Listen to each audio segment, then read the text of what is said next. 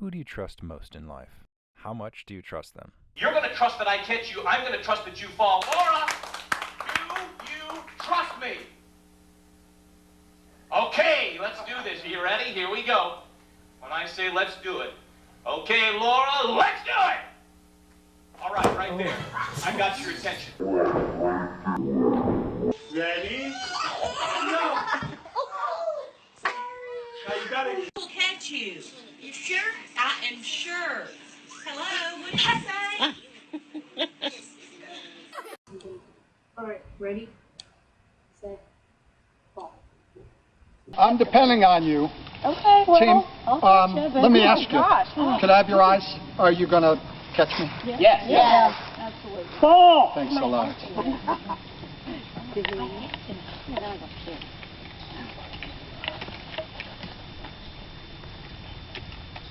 Ready to fall! Fall!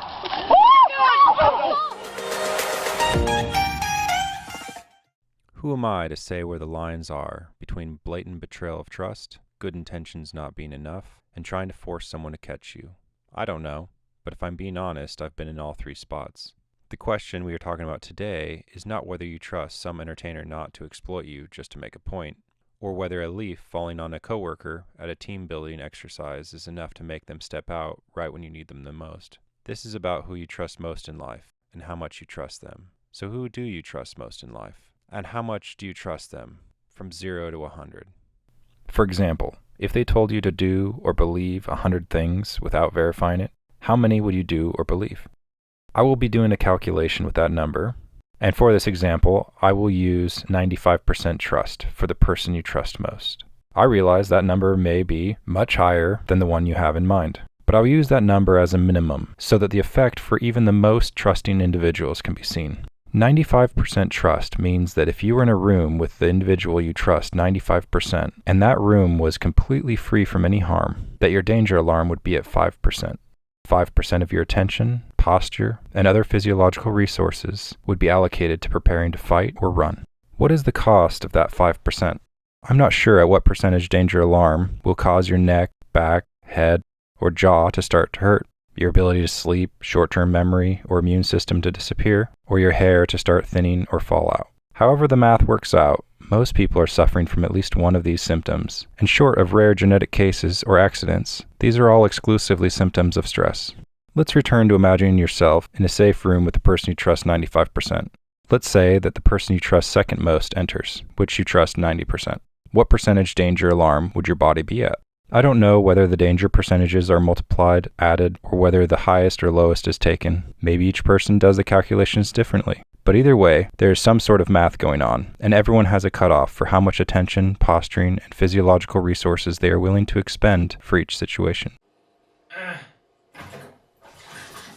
just got bored. Everybody out. What about the room, though? Is anywhere really safe? Where is the safest place you know, and how safe is it? What other factors are there in considering safety versus danger? What about you? How much do you trust yourself? Mistrusting yourself is different than mistrusting another person, place, or thing, because you can typically get away from those if you want.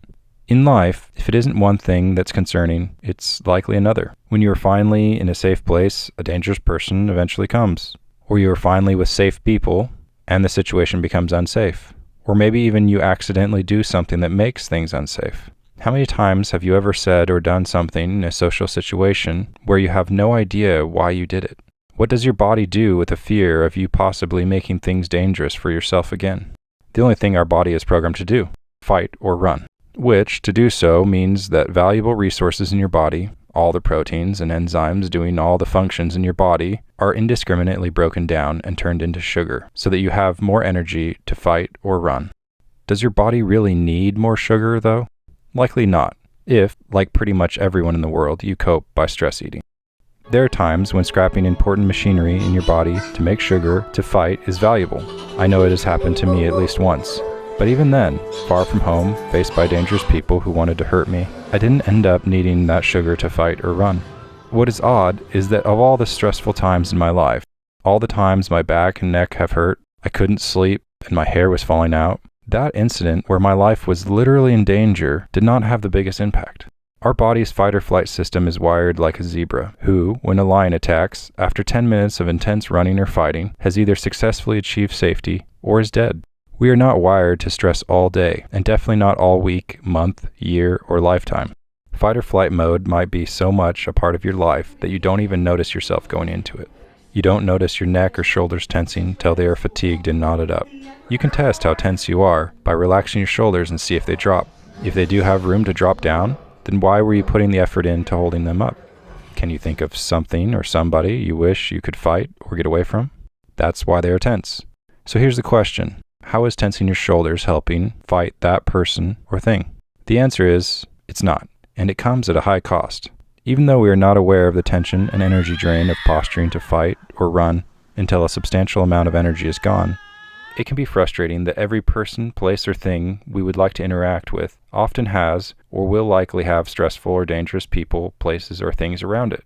The art of life is accepting those things that can't or shouldn't be changed, and focusing on those that can and should. Accepting doesn't mean merely trying to forget about or distracting yourself from. The old phrase, out of sight, out of mind, doesn't mean out of body, because as long as we have the danger alarm on, our body will be gearing up to fight. So how can we turn off the danger alarm? The antidote to the fight or flight response is passion, which is a goal, a roadmap to get there, and a way of measuring progress.